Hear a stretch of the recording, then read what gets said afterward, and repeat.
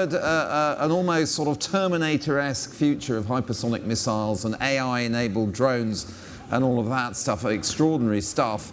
The next panel is about the broader issues of technology and is called Resilient Societies. So I'm going to invite Deborah Haynes to lead the next panel on. Please give them a warm welcome.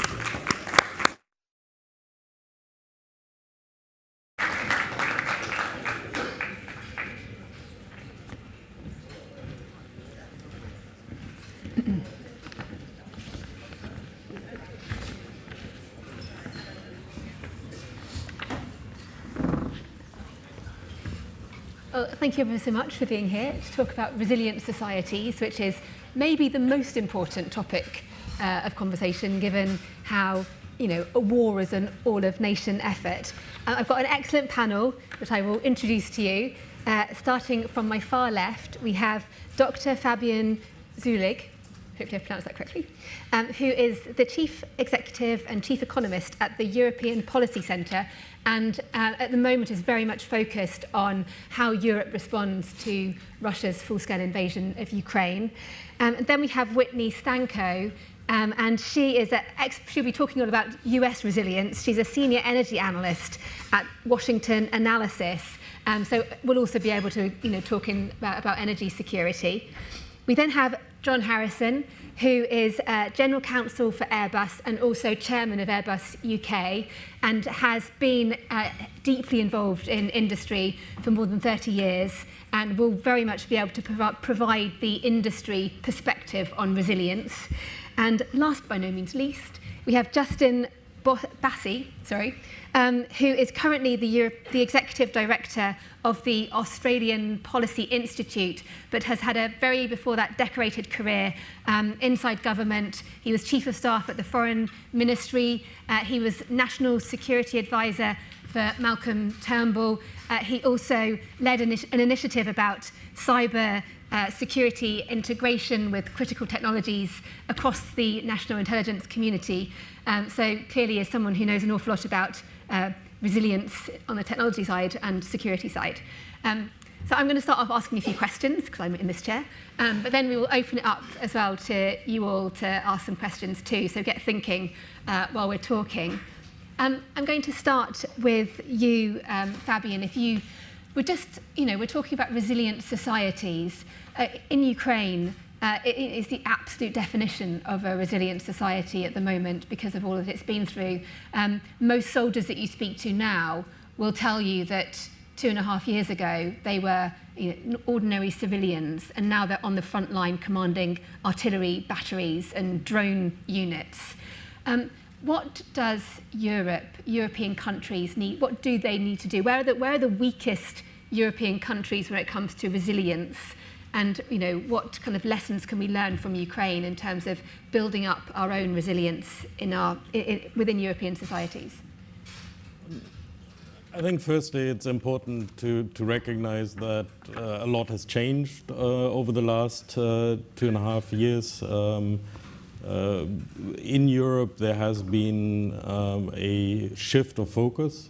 Security is on the agenda, and that's both in terms of hard security, but also in terms of the more broader economic security, the questions around resilience in societies.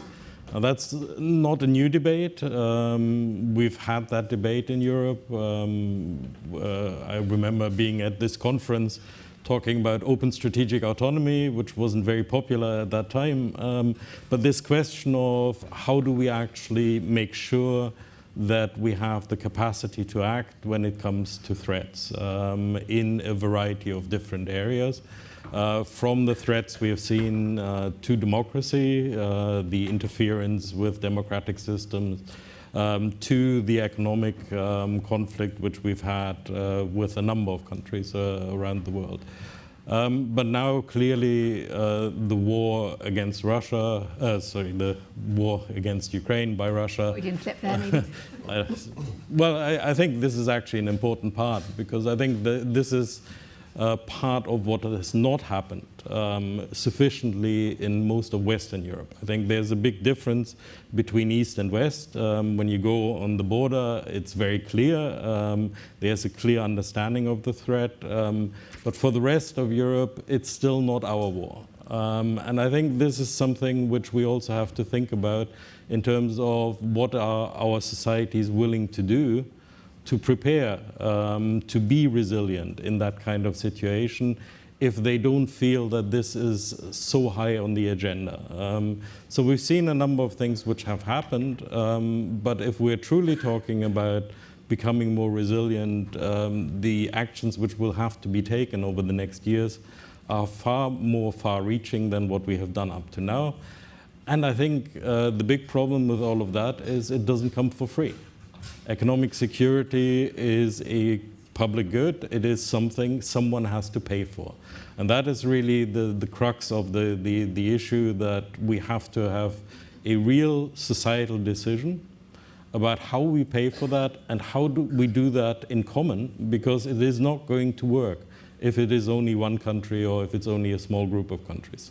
And would you have which country does it well? Which European country does it well, in your opinion? Well, it has already been mentioned, Finland, for example, and it has been doing it for a long time. I think we should recognize this is also not something which is new. This is something which has been developed over a long time. But certainly there are attempts in many countries. Also, a number of countries in Europe have faced different threats from different sources and have adapted to that.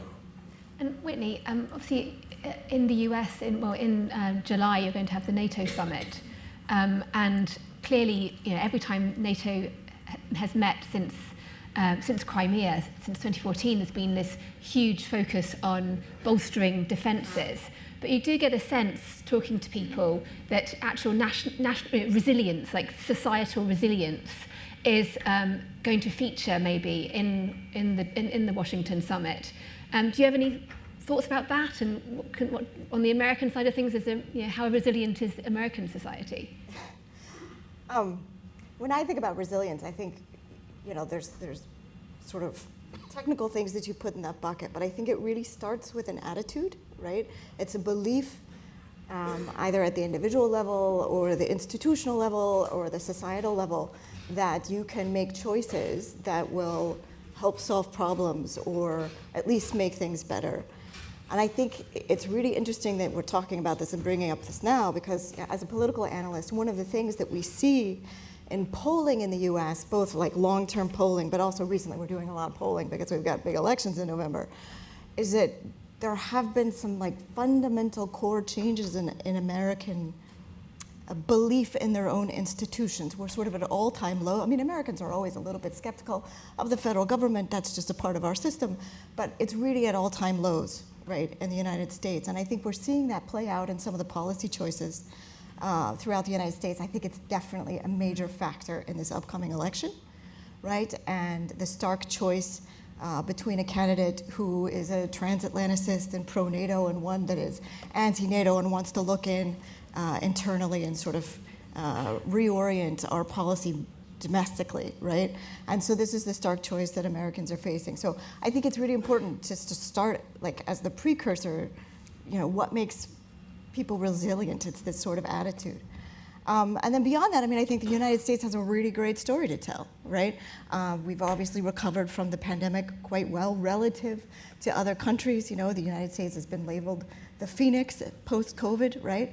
We are closer to energy security than to any point since the 1970s. We have an amazing story to tell there. Our military spending is still up. Americans, one thing they still have confidence in is the U.S. military, and I think that is, shown over to the only two things, American institutions, which a majority of Americans have faith and confidence in, small businesses and the U.S. military, right? And so we've seen military spending continue to grow up, and confidence there, and I think just the general belief by Americans that our professional military forces are competent and able to accomplish the missions that they put forward allows the political system in all of its dysfunction to continue to support that part of society. And then the other thing, I would say, on the economic front, in the United States, there's a sense that, we're too services oriented. So much of our economy, 70% of the economy is service oriented. We're not doing enough on manufacturing. We do a lot on non-durable manufacturing, like oil and gas, which is what I focus on and care about, but not enough on durable manufacturing. And yet, despite its dysfunction, the US Congress passed the CHIPS Act, right, to help support chips manufacturing in the United States. We also, in 2022, had the Inflation Reduction Act in order to support, domestic manufacturing of clean energy technologies. And so, I think the United States has got a good story to tell, but fundamentally, Americans are not feeling it, and it's showing very much in their polls and their sense of insecurity about the future. And do you think, because America, you sort of look at the US and there's such like you said, that respect for the military, but it's kind of beyond respect for the military. It's almost like it feels much closer. Like if you're in uniform, you kind of get free coffees and welcomed into restaurants and things. Does that reflect a sort of a deeper appreciation that we just don't have in the UK of security, or is it just more of respect for service? Does it tell you something about resilience? That's a really interesting question. So I think it's both things, right? I think just Americans in general have a deep respect for the men and women in uniform and the sacrifices that they make. And that's, we are taught that from elementary school, right? And we have Veterans Day where veterans come and talk to us and all those sorts of things that are part of creating that ethos.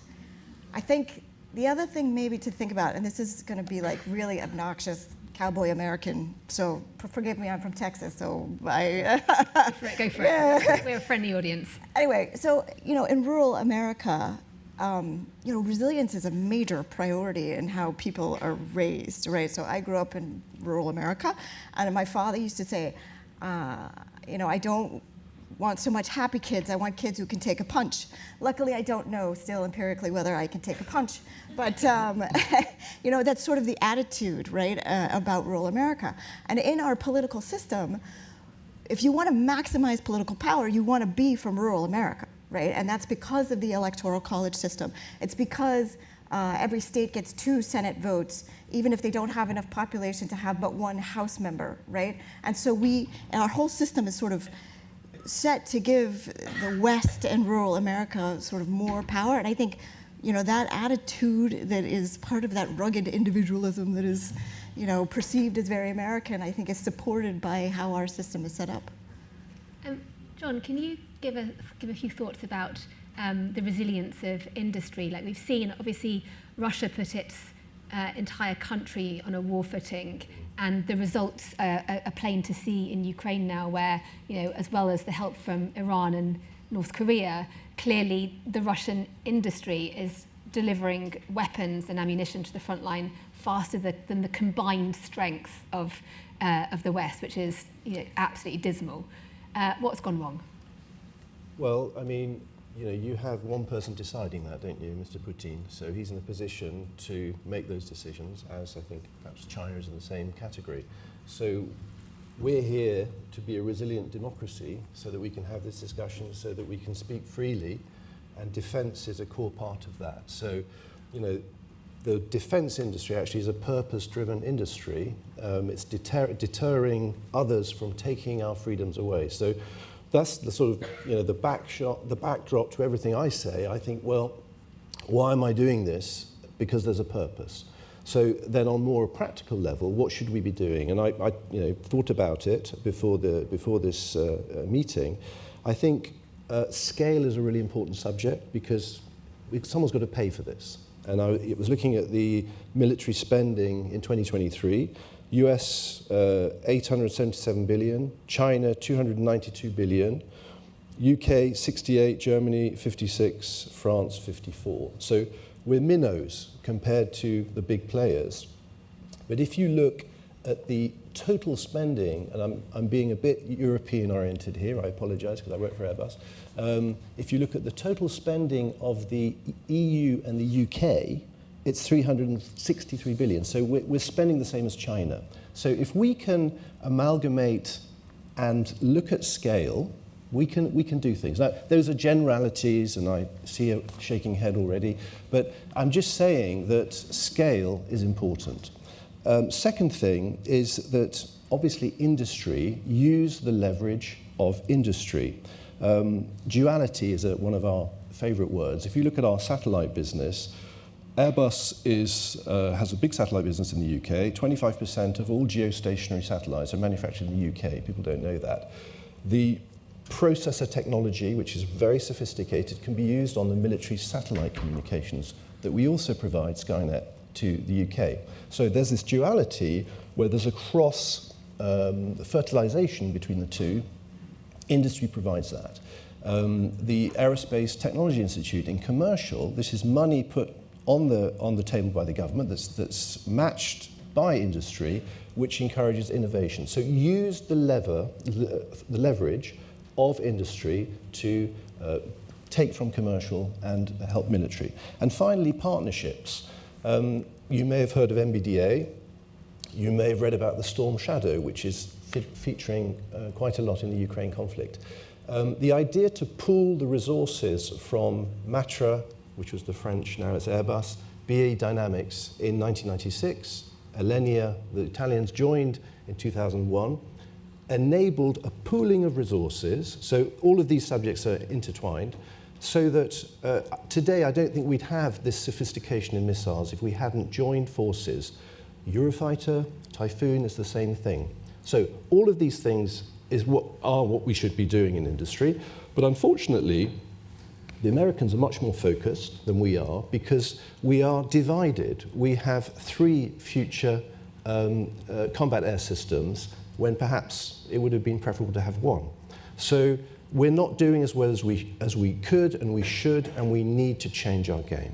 That's the message. Yeah, it's really interesting what you say about this, the focus, the understanding that the threat is there, the absolute integral importance of defence industry. And it kind of reminded me of a speech that Andy Start, who's the head of Defence Equipment and Support, gave a few weeks ago, where he kind of said about how this mission is, it needs to be a partnership between government and industry in order to deliver what not just the UK armed forces need, but the Ukraine allies, NATO allies.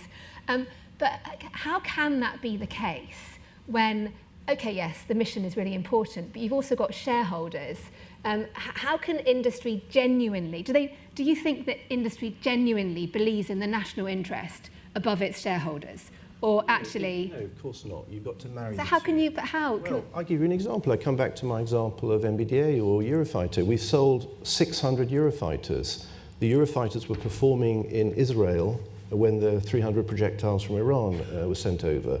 So we're working together with the Americans, working with the Israelis. So yes, and we make a profit when we sell each Typhoon. So you've got to think win-win, and it is possible. Now, I think it's a bit cynical to say, greed is good, let's just make lots of money and we don't really believe in anything. You can marry the two, and that's, I think, what we actually do. And do you think industry is willing, therefore, to take risk? To take the risk, like, for example, you talked about MBDA, like Storm Shadow is a really good example. The orders from government aren't coming in at the speed of relevance because government is slow.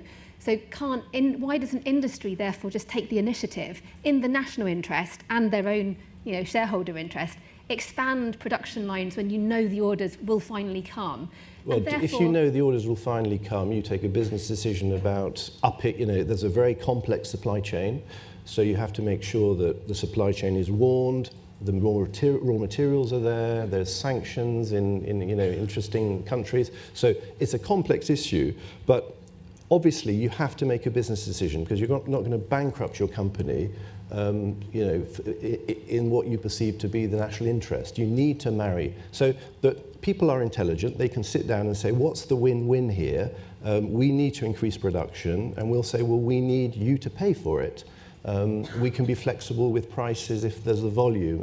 And that's how it works. And the good news, it's worked in the past, and it can work in the future. But we've got to come together a lot more. And I believe in Europe, we've got to actually look at what we have and look at an increased cooperation. And I talk about the EU, NATO, the UK. We've got to come together and talk more and think more constructively about win-wins. And are you seeing that? I mean, there's such an urgency. Are you Not seeing enough. Not enough, I think. Yeah, and what more needs to happen? Well, by things like this, talking about it and getting people to move and talk and see the threat. We see the threat, and I agree that the perception in the public today is that it's not our problem. But how long is a flight to Kiev? It's 3.5 hours. Well, you can't fly there at the moment, but...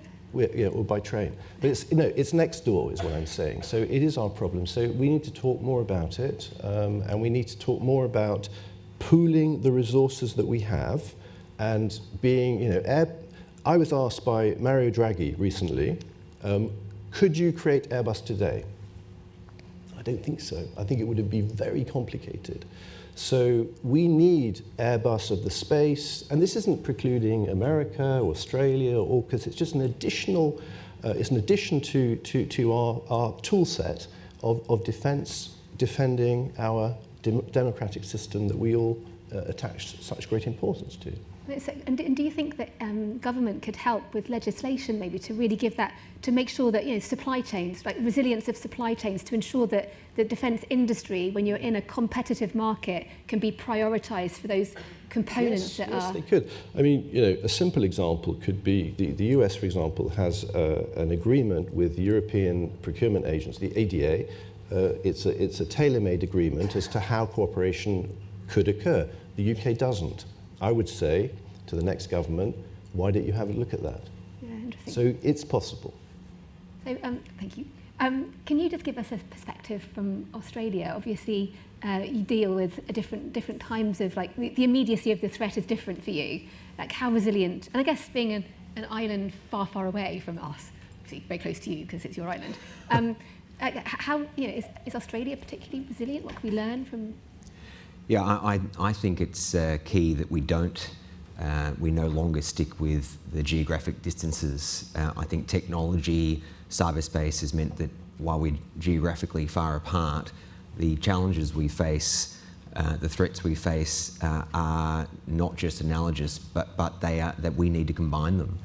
And we really, in separating the Indo-Pacific from Europe, we're actually feeding into what countries like China and Russia want to do and create spheres of influence and hope that we don't come together. I'm a big believer in resilience being understood as not either ignoring tensions and ignoring problems or finding ways to avoid the challenges. To be resilient, you've got to be able to manage tension, manage challenges. And as part of that, I think that governments have to lead. I agree with you completely. If you leave, unfortunately, if the reality is that if you leave decisions to companies, the companies are going to make decisions in their short-term economic interests. We've seen it all around the world, and the lesson from Australia is that the combination, you've got to not just prioritise economic prosperity over security, and you've got to have an economic security policy and strategy to ensure that there's resilient societies. The role that governments have to play, we need to learn the lessons over the past. Since the fall of the Berlin Wall, there aren't just black and white options of no government involvement at all, or such government intervention that we're stifling innovation and ruining things for society. Governments have to be involved, they have to lead the way, and sometimes they have to actually impose directions and restrictions that means that companies can't do something.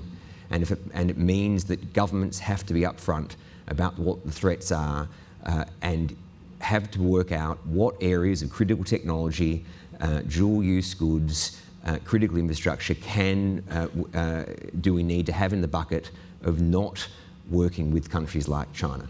And so I point to the example of terrorism as something we need to learn from. That if you look at the public have, in all societies, Australian society, a real cynicism when it comes to politicians. And you're right, in terms of we look to the military in a way that we don't look to politicians. But the exception is security. With terrorism, the public doesn't say, we don't want the government to be involved until after a terrorism attack. The public demands that the government get so involved to prevent terrorism. And it's not just limited to terrorism. Cybersecurity, the public doesn't want the government to say, oh, we're not going to do anything until after you suffer a cyber attack, or until after there's such a level of foreign interference that we're not making decisions that are our own decisions. So the lesson is that security is the area that the public look to governments to lead, and if it's a matter of, in terms of governments and industry, working together, yes, trying to find those. I'm not a big fan of win-win because usually it means China winning twice in our region. But the area to identify is ensuring that industry can still make money. Their profit, that we need industry to be successful, to be resilient. To invest. To invest. But it is long-term investment. It's not saying, well, this short-term, if we go into a country like China and you're having this debate with European cars at the moment.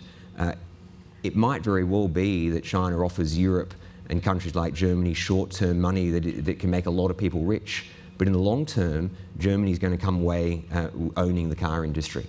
So the question is, with resilience, you've got to be willing to show that there is a short-term, you're willing to take a short-term economic hit to actually retain and maintain long-term sovereignty. But don't underestimate, industry actually is also interested in long-term returns. It's not just short-term. Most defence companies are actually investing a lot of money, and they look at the cash flows over a long period as well. NBDA was a good example of that. Yeah. So a lot of money goes in, state money, and also company money. They're married, but it's not just about short-termism, because our shareholders, if you want to buy Airbus shares, please be my guest. There are other defence companies out there. We want people to remain shareholders, and we have projections over 20-year periods on programs. Sure, but unless the government is upfront and explains what the threats are, the reality is that companies, including defence companies, will look to the market of China. Research entities, universities will look to the short-term market of China. And if you have a look at a country like, you're talking about Europe, a country like Germany, in my view, it baffles me that when Australia made our 5G decision, for example, which is not directly a military defence issue, but 5G gives you complete control over your critical infrastructure, complete dual-use element. We made our decision in 2018. A country like Germany still hasn't made a decision, and it looks to an Australian like there's not a 5G decision in Germany because of fear of retaliation by China in other areas, asymmetric use of its economic power in other areas like the automobile industry. If you get to that case, you don't have resilience because you've got another country determining your own national security decisions. And do you think that the Australian public is more resilient because it's had to deal with this kind of hybrid warfare that China's been conducting against your society and using those sort of economic weapons? I think Australia can be proud of the fact that we are empowered by diversity and we are a successful multicultural society, but it's not luck. It takes a lot of hard work. And the reason that we've been able to go through a strategic shift in Australia that has involved waking up to the reality of China, not just as an economic relationship that can help us through a global financial crisis, but as a challenger, as a threat, as an adversary, is because governments have had the courage to bring the public along with them. Examples, whether it be 5G laws, policies, whether it be introducing foreign interference laws, tightening up of foreign investment regimes, a big element of why all of those decisions could be made is because the public were not hidden from it. And so the willingness to pay more for your telecommunications, or the willingness to go through the economic coercion that Australia faced after a series of public remarks and strategies around the South China Sea and foreign investment, foreign interference, calling for an independent inquiry into COVID, all those things were done knowing that a country with the economic power of China could impose its will on us and coerce us economically. But because there was an upfront dialogue with our own society, it meant that there was no surprise.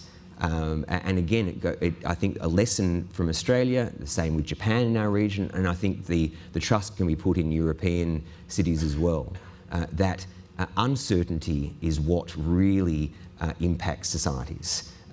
But bringing societies along with you of why security decisions need to be made, even if there might be an economic impact, the public will understand, and the public will come along with you as on the journey, and it will mean that you're actually prepared for. Hopefully, you can deter the crisis, but it means that when you enter that crisis, you're prepared for it, and you have that foundation there. And Fabian, do you think the EU it enables a resilient society, or do you think because it's so much bureaucracy there, and it's obviously it operates by consensus, do you think that it's actually quite vulnerable and leaves actually Europe quite vulnerable because it doesn't deal with the threats, or is it changing? Is it becoming more resilient? Well, certainly the EU is working very hard on becoming more resilient, and when you look at the number of instruments, for example, in the trade field, which have been passed over the last years, it's enormous. And I think this is also a recognition that really attitudes have changed. Maybe they haven't gone as far as they should have, but there has been a lot of learning. We are talking about de-risking, for example. We're talking about critical raw materials, how we deal with that. Although we also have to recognize that Europe as a continent has certain disadvantages, which we also have to take into account. We don't have the raw materials which we need in Europe. We have the energy problem, which the Americans don't have any longer. I think this is very important also in terms of how we look at the world, because it means that Europe actually has to choose its interdependencies. It's not that it can become autonomous in many areas. But there has been a lot of work, but I think what is the case, and that's not just in Europe, it's not just in Germany, I think there is still not a recognition of how systemic some of the changes will have to be. And that these changes, and I think this is also where we are going to test our societies a lot more than we have in the past, that they are far more costly than anything we have done before. And that at this moment in time, we don't have any country which is having the means to do this, which also means we have to very much rely on private investment in many of these areas. But I think what is also important to recognize is it cannot be done without the European Union. When you look at the areas where we are going to have to take action, these are European Union competences. There is no way countries will do things outside the framework of the European Union. So we are going to have to work with the system, and we are going to have to continue to change the European Union, which is nothing like the European Union from 3 years ago, 5 years ago, 10 years ago. But it will take a lot more, and it will mean that countries will have to overcome their own taboos and think a bit more, maybe not in national interest, but in common interest, because there are many things which will only work if they're cross-border. And Whitney, can you just talk a bit about energy security and energy resilience? Like how much, obviously we've had the war in Ukraine provided a big energy shock. Yeah. Do you think now Western allies, not just the US, are more resilient when it comes to energy security? Oh yeah, I mean, I think Europe proved itself in the moment on that front. I think it's unfortunate that what happened in Europe is that you had to have a lot of subsidization in the moment, which is sort of like burnt capital, right? In order to, protect society from the exogenous shock of the high gas prices. And so, and at the same time, what you had in the US was sort of a long-term investment through the Inflation Reduction Act of trying to do reindustrialization. I mean, so in the United States, we've got this, fabulous story where in 2008, we were, 13 million barrel per day net importer of oil and products, and now we are a net exporter by 2 million barrels per day. We're at 15 million barrel per day swing in like 16 years. That's amazing, but you can't replicate that, right? It sort of depends on your resources. But also at the same time, we've absolutely put a ton of money behind growing the green economy And the Inflation Reduction Act was a recognition from a security perspective that it didn't make sense to build all these, solar panels and wind turbines and send that money to China for those products. That instead we needed to take the security position that we need to make those here, or in the United States. And I think that, we were able to make that long-term investment. So it'd be great if we could see, I know Europe talks, the EU. Subsidy though. Yeah, of course it's subsidized. But again, at the end of the day, if it's a strategic function, that's a part of what governments do, right? And I think we have to respond to the idea that China has got this Belt and Road Initiative, and they are trying to compete with us economically and militarily. I don't think the United States is going to sit by and let that happen in a vacuum, and we're seeing that, right? And the U.S. Congress is able to work on security because exactly what you said. The country still has confidence in that function of the U.S. government. On the other hand, it's really hard to get policies done to build transmission or permit mines or do these other things that we need to do on that front because trust in government is at an all-time low, and the divisiveness that we have in the United States, particularly on things like energy, which is highly politicized, is very high.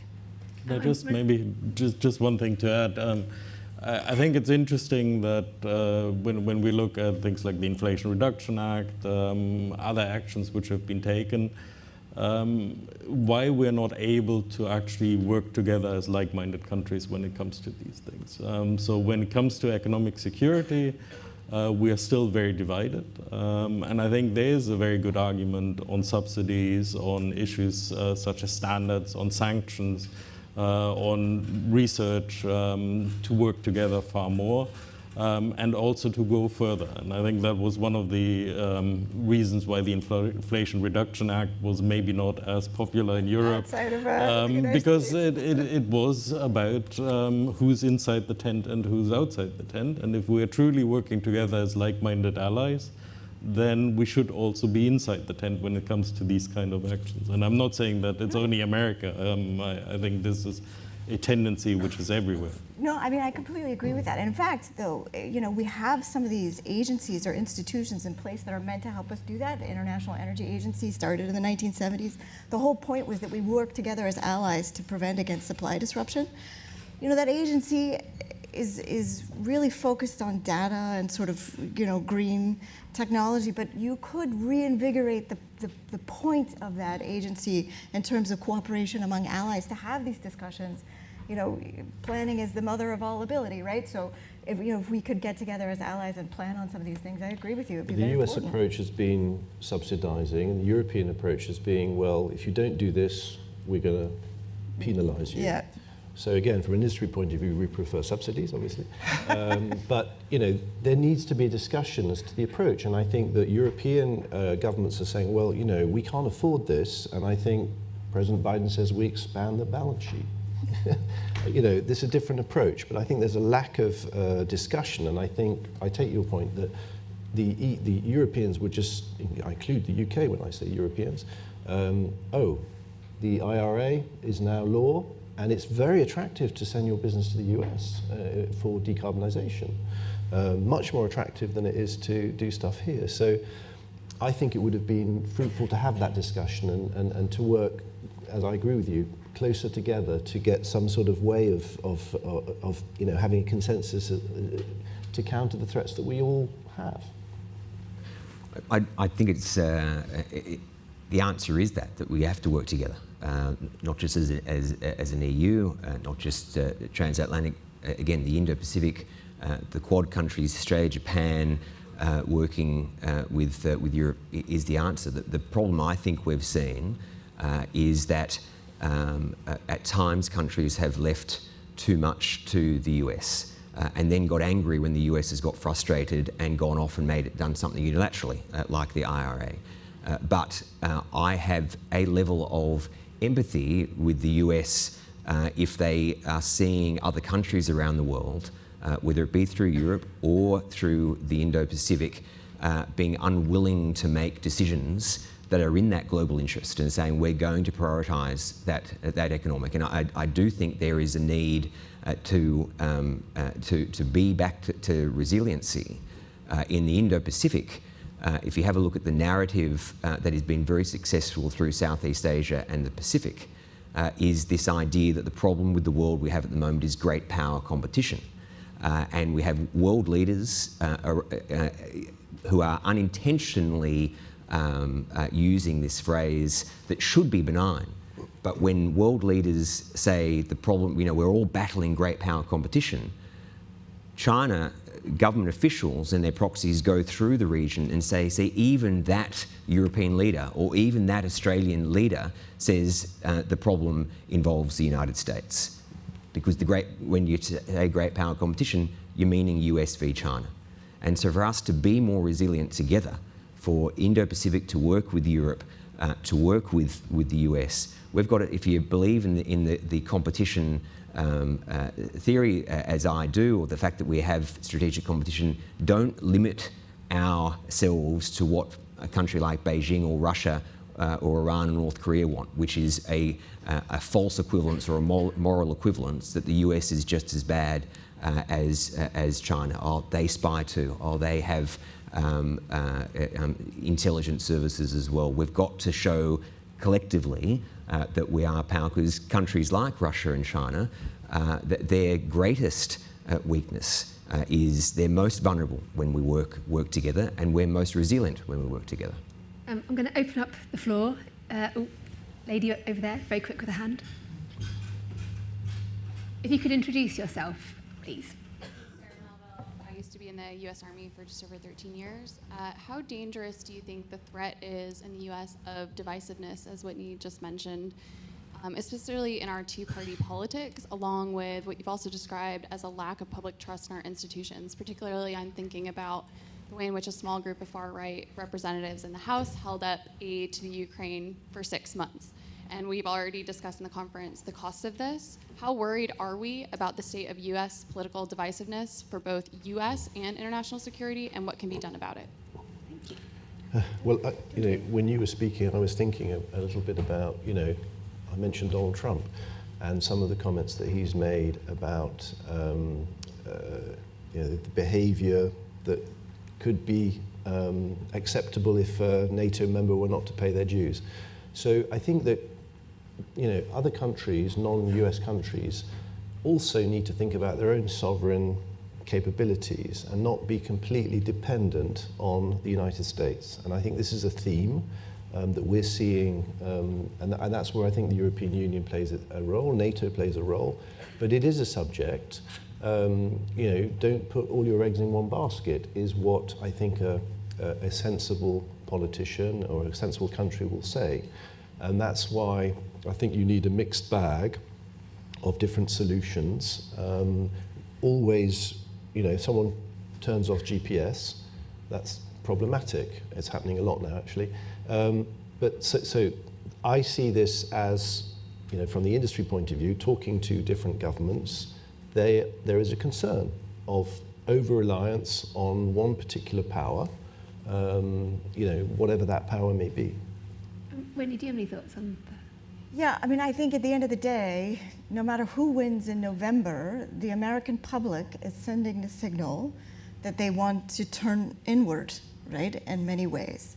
And so, if Biden wins, the trajectory of that is 1 degree, and if Trump wins, it's a whole another degree, right, because of his anti-NATO and anti-transatlantic tendencies.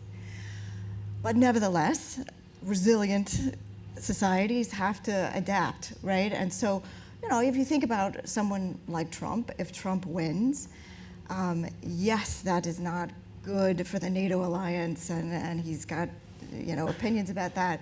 His policy on Ukraine is not clearly articulated, I think, on purpose, because he wants the election to be about Biden and not about him.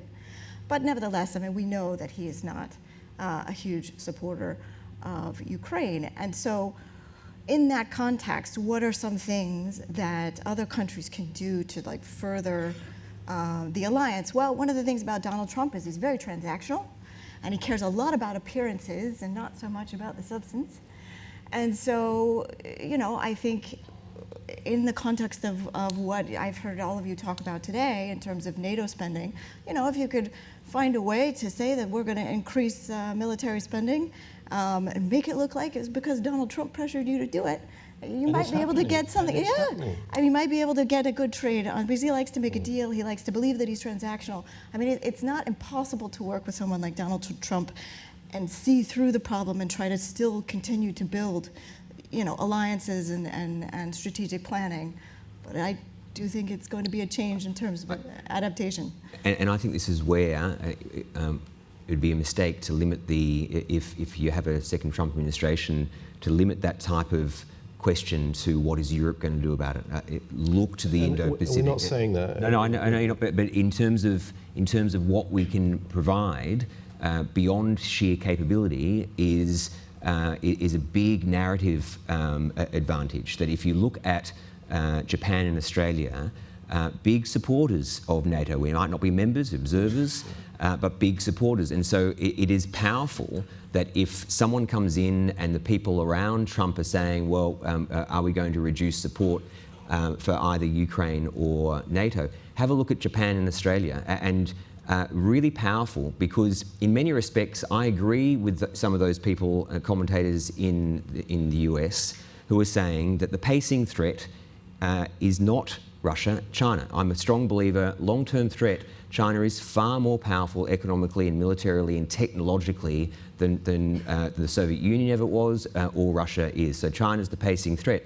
But it would not be in Australia's interest or Japan's interest for whoever the next administration is in the US to say we're going to reduce our support for Ukraine to concentrate on China, because in our region, all of our countries, China would be happy with that, because it would continue to sell the message in Southeast Asia and the Pacific that you can't trust the United States, you can't trust democracies, and if they can only last 2 or 3 years in Europe, how long are they going to last here, whereas we are here forever?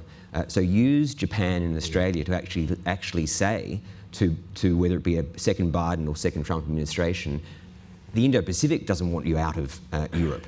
We want you there because success in Europe is success for the Indo-Pacific. I think what we also have to add to that, because I think what we have to recognize is that we haven't really had the debate internally within countries of what it means to do this. Because if we increase spending, then we are going to have to stop spending it on something else. And that kind of trade-off is politically extremely difficult. And I mean, we've heard it's also in the UK, it might be higher, but it's still fundamentally you're talking about, are we going to spend less on health? Are we going to spend less on education? And for that, you really have to have a discussion with the population where they recognize the threat. And whatever we might think about China, for Europeans, the Russian threat is far more immediate, and I think it's also in terms of urgency, we have to be able to help Ukraine. The EU is spending 1.7% of its GDP on defence. That, as you say, is going to have to change. Yeah, and that's going to be painful. The answer, though, is in your backyard. That after the end of the Cold War, there was such little investment in defence, in a disproportionate amount. It was so little invested that deterrence was lost. So the message is right here, that we have war in large part because there wasn't investment in defence. So investment in defence is not about wartime. It's about actually avoiding and deterring war. That's the message. Like the 1930s again. Like the 1930s again, exactly. Yeah, I mean, I think it's 1938, which we should be talking about. Yeah, so make some shadow factories, John. Sorry, the gentleman back there, he's been very patient. Thank you very much. Lucas Erno from the Center of Security Studies at ETH Zurich. I have a question for Whitney. In regards to the upcoming US elections, we always talk about Trump and Biden. And now I ask you to take a look into the crystal bowl. Is there still a slight chance left for a third candidate, or for, I don't know, Biden not running? Whitney, that's for you. He's been running for 40 years, hasn't he? Biden is the nominee. So unless something truly unfortunate happens, which in that case, If something truly unfortunate happens to President Biden, it will be President Kamala Harris, who would then be the Democratic nominee, because if something unfortunate happens to Biden, she would be sworn in as president, and that's the way that would go, in my opinion. On third-party candidates, we have a very intriguing fellow that just announced a brainworm the other day, but I don't know that he's going to be able to qualify on all of the state ballots. He doesn't have a chance of winning, but he sure does have a chance of really hurting. I think at this stage the polling shows that he's hurting Biden more than he's hurting Trump. Whether or not that stays until November, I think, is an open question. I think ultimately he may end up hurting Trump a little more than Biden, but there's no real chance that he could win. And Biden not running, but another Democrat candidate? Ain't gonna happen. It's not going to happen. There's a gentleman back there. Thank you. James Ginns from the Centre for Long-Term Resilience. Do governments need to learn from the private sector at this point and appoint chief resilience officers or chief risk officers at the same level as the National Security Advisor to coordinate cross-cutting preparedness, overcome departmental silos perhaps, and champion investment in long-term preparedness and the resourcing of resilience? Great question. Well, I mean, I bow to Lord Salisbury because that's exactly what we had a discussion this morning. It's exactly what he was talking about. You need this sort of person with a whip in government who brings people together because, you know, it's herding cats, and someone's got to say, what's the economic rationale? What's the strategic objective? Go and do it. And I think governments are, you know, very dispersed. So the answer is yes. In an ideal world, which we don't live in, that would be good. And my answer this morning was, you know, in a company, we have an executive committee. You've got lots of different businesses wanting to spend money and do things, and it comes up to an enforcer who's the CEO. Now, you've got the Prime Minister in the UK, for example, but I think you know, there's a lot going on. So you need, I mean, yes, I think it would be great in an ideal world to have that. I mean, Fabian did sort of say about how we're at 1938 moment, and in all seriousness, you know, the Defence Secretary says it's a pre-war world, which obviously it is, but you know, back in the 1930s, there was that government-led initiative for the shadow factories. There was, when we clearly need to have a push to have the skill set in order to crew those factories. Do you think that's what's needed? Do you think that there needs to be a drive to have government involvement in ensuring that we can expand our base? Trivial example, in our factory, a wing factory, we started to make respirators during COVID.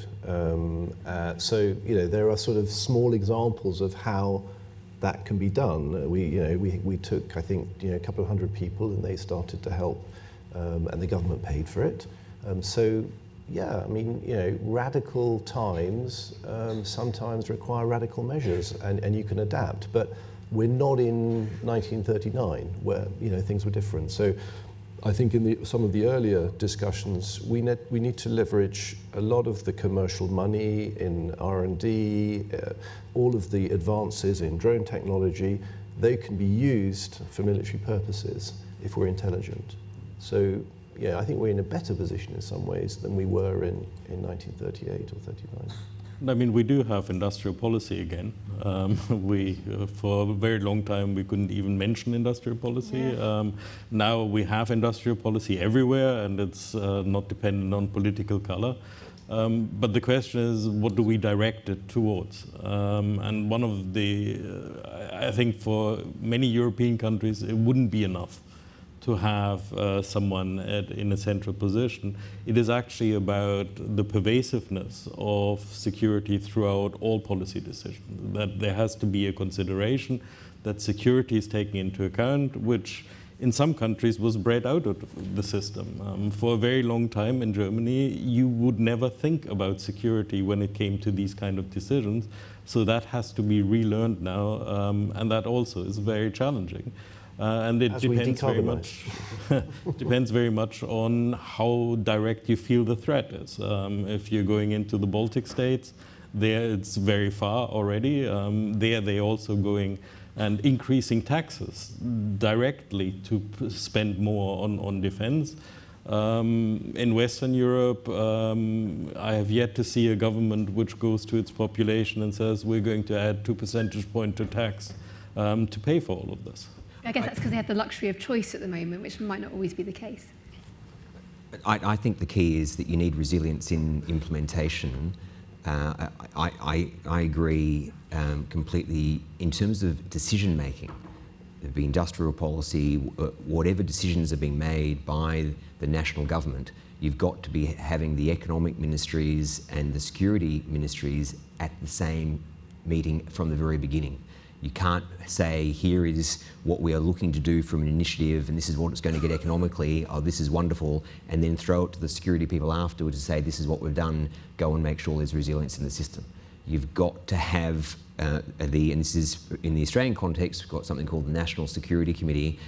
It's not just made up of the intel services or the relevant ministers, it has the economic ministers and the economic ministries there as well. And so all of that is being looked at and factored in at the same time. And just because something makes you a buck, if it doesn't meet your security and sovereignty needs, it doesn't proceed. Once the economic security decision is made, and you say, well, we've made a decision that might very well have some societal-wide implications, that's where the resilience in the system, the communication becomes important. Why are you making this decision?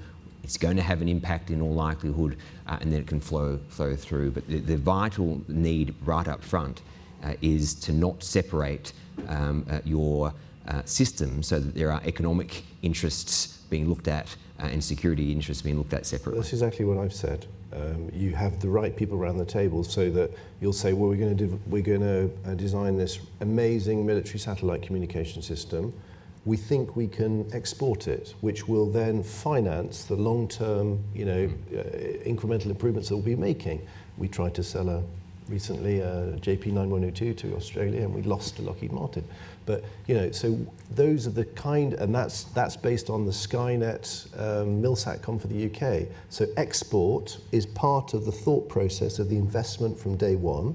So there's a strategic requirement, and then there's the financial side and the commercial side, and you marry those together, that gives you resilience. I guess Vladimir Putin's thinking that way too, given his new selection for Defence Minister. There's a gentleman right at the very back. He's been waving around his hand.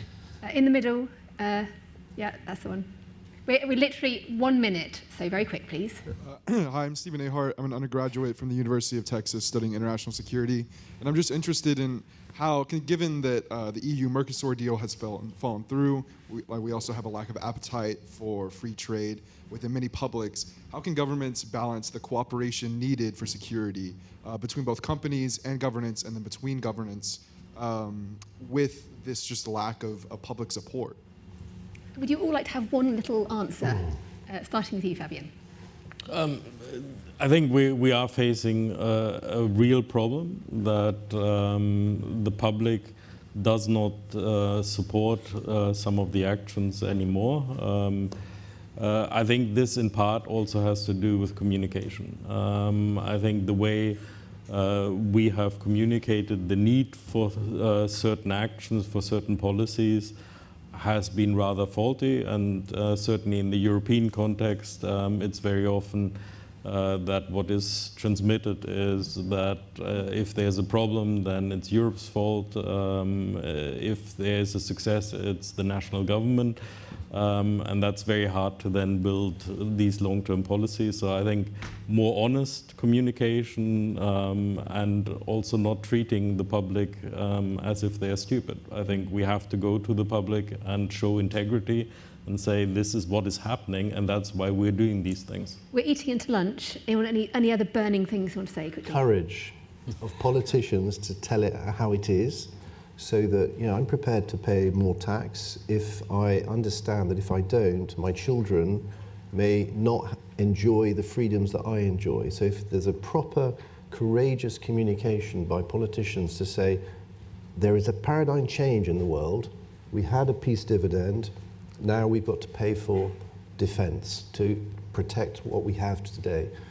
I think if we can pass that message and politicians are courageous, then we can change the the public's persona of what's happening. Whitney? Yeah, I mean, this is a tough one in the United States. We're definitely in an anti-trade sentiment going on. And I think, on the other hand, part of a resilient society is democracy, and you have to listen to the people who are telling you and communicating to you that the trade scenario has not inured to their benefit. So I think it's a really tough issue for all politicians right now. I don't know that I have a solution as a political analyst. It's more a prediction. I just think we should expect the United States, whether Biden or Trump to win, to continue on in that direction, sort of at varying levels of degree, right? And it's sort of... Very quickly. Very quickly, well, I think a mistake that the Americans made with the Trans-Pacific Partnership was viewing it as a trade deal not communicating it everywhere as a strategic arrangement in the national security interests. And likewise, defence investment, governments have to have the courage to explain why defence investment is necessary even in times of hard economic downturns, and that defence investment is about deterring from war, not only necessary once war happens. Thank you. Thank you for listening, and sorry we're a bit late finishing.